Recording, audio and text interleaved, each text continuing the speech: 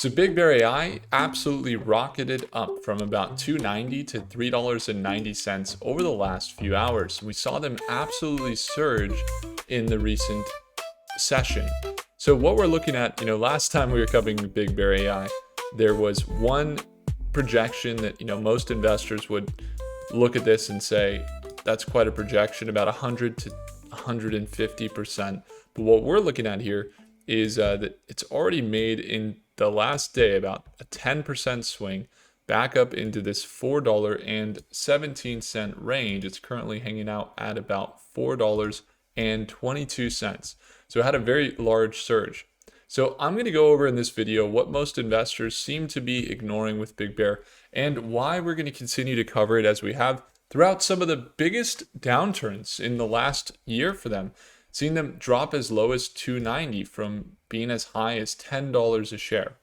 Now, I personally bought them around $2.80 back here in 2024, and we've held them throughout big surges up to $10 and back down to where we entered, and then back up to 9 and 10 and back to where we are now. And throughout that process, there's one thing that's been very common.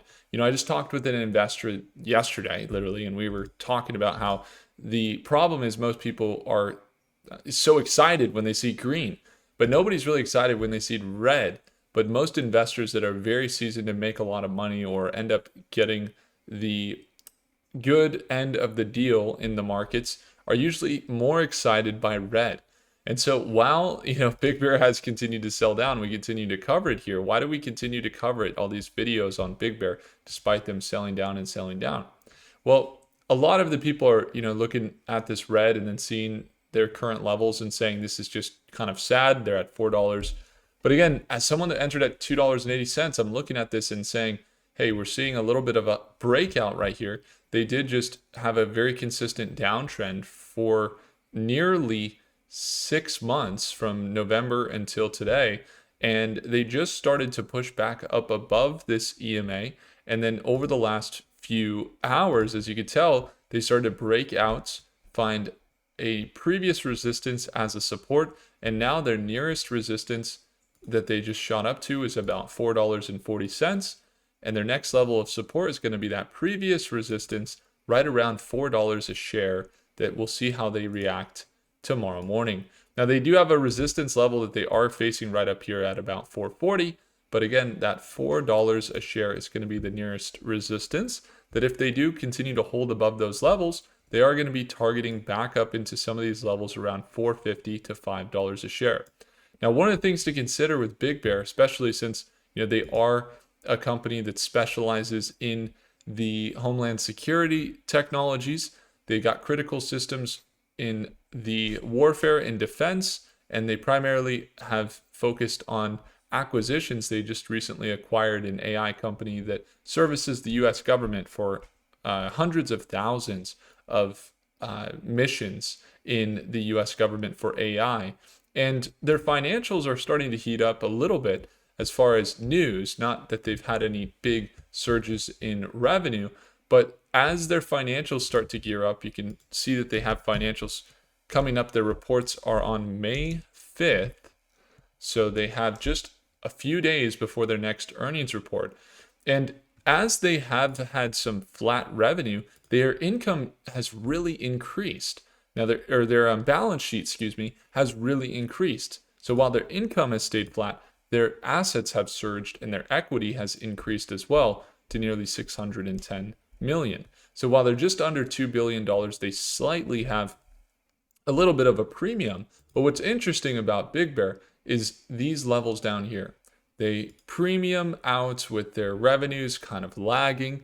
They obviously have had a lot of deployments recently, including some of the most recent that I've been watching at least are up here in the airports. And I just went through Dallas recently where we went and flew into the airport. We saw the Veriscan technology. It looks something like this. You could see that they have these little scanners at Denver International Airport. That's why I said Dallas. You got LAX, JFK, and Chicago. And then they're also in Nashville, and they're in Heathrow as well, out there in London. And you have this technology that they're scanning the face of people when they're coming in and out of security, and primarily at the different gates where they're getting onto their flights. So, for example, for Dallas Fort Worth, I saw them at the Delta Airlines, and you do have a lot of deployments happening again in over a dozen airports. And so their revenue stayed flat. They partnered with Palantir. The revenue kind of stayed flat.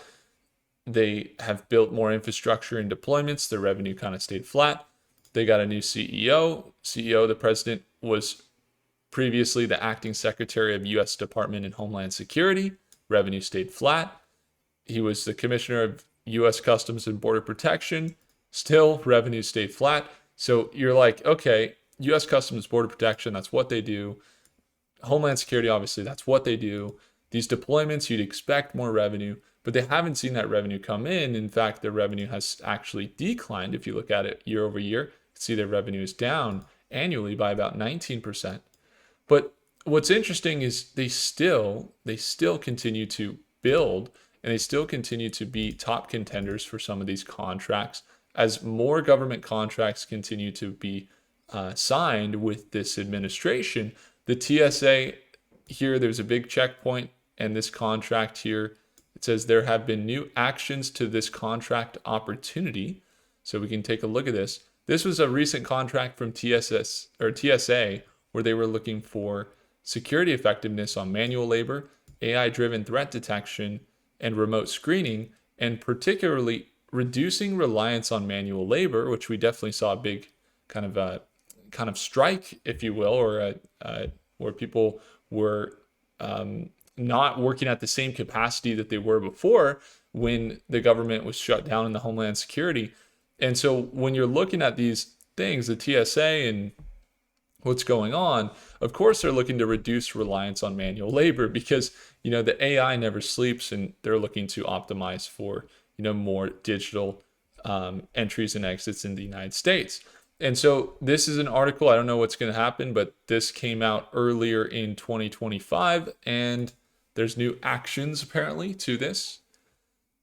And the new action that just came out, I don't see what the recent change was. So I don't know what that is. But that's still, a large piece of Big Bear's future, where we see these levels of around $6 to $9 to $10 a share as potentially sustainable if they can continue to build their revenue. And so just next week, right? Or what is that, Monday? It's coming up here very, very soon. They are going to have their new earnings on Tuesday, They have their earnings on Tuesday. And with these earnings, with their last report, they saw a revenue decline year over year, and their market cap shares did have a big swing from 296 to 939. And now what we're looking for is, if they come in, there's expectations here that with their revenue coming in, that they are looking to post zero EPS, and they're expecting $0 EPS for next fiscal year. BBAI traded up 28 cents during trading Tuesday. Let's see the average price over the year, $5.25. Okay, so not a lot of targets there, but if we go to Prophecy AI, which allows you to use the best AIs in the world, we can actually have a look here, search into what's going on with Big Bear.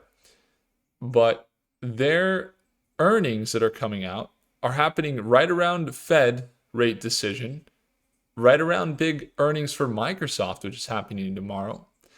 Some big earnings coming out this week. So there could be some macro factors, absolutely. But if they come in with some good earnings and they have this momentum where they're breaking out above $4 a share, when they've made these moves, look, I'm not saying they're going to surge, but when they've made these moves from $4 a share onward, usually they happen, like here's an example, last time they were at these levels, or one of the times in the last year, They made 146% swing with 0 red days. It was all green consecutive. Last time they did that here, back in June, they did the same thing, all consecutive green days. There was no red days. It happened very quickly. And right here, when they made this run to 9, it was very similar. There was a few red days in there, but for the most part, it was just surging and surging.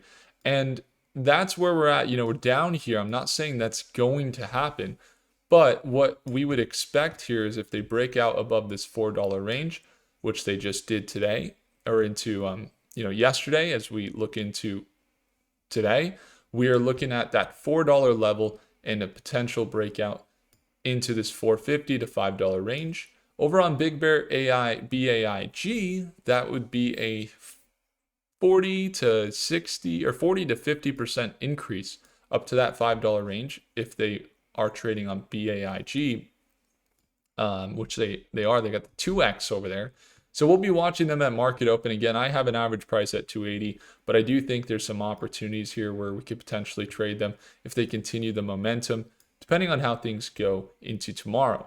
But what we're watching again is that potential change where all these deployments, the recent big acquisition of this AI company, turn into real revenues, which if they're operating as though they're a company that's a top AI government company, 5 years from now, a company like this, most likely they're doing hundreds of millions of dollars, if not billions of dollars a year.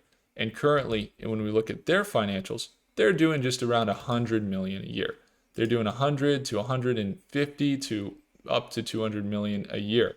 And that's not amazing. But if they turn things around this first quarter, we start to see them build some momentum. Let's say they come out with a 35 to 40 to 50 million dollars in revenue with some of the new acquisitions and seeing some things kick in from the pipeline that they already had. Then you start to say, oh, maybe we're having a 200 million to 250 million to 500 million potential income. That's all speculation. So I wouldn't say that's going to happen, but currently I wouldn't, bet the farm on them or anything like that. I have a position, as I mentioned, but in the short term, we're also looking for a potentially aggressive play with this continuation above $4. Maybe even a sell down here at market open. We'll see in just a few hours. If you would like to tune in at market open today, would love to see you there. We're there every day, Monday through Friday, in the second link in the description below to join Stockmate. We'd love to see you as we have a community there. You get to learn technical, fundamental analysis, and we're there every day, Monday through Friday, right at market open. So I would encourage you to simply take a look at the second link in the description below to watch me trade live. If I earned your thumbs up, hit the like button and let me know, what are you thinking about Big Bear right now? You got any new insights that you've found recently? Or are you just saying, hey, why are we covering this? It's been so long. Or are you looking at it and saying, well, this is one that I could see a lot of growth still play out in their story. I'm curious what your thoughts are. Comment them down below. Do consider subscribing, and I'll see you in the next video. Take care.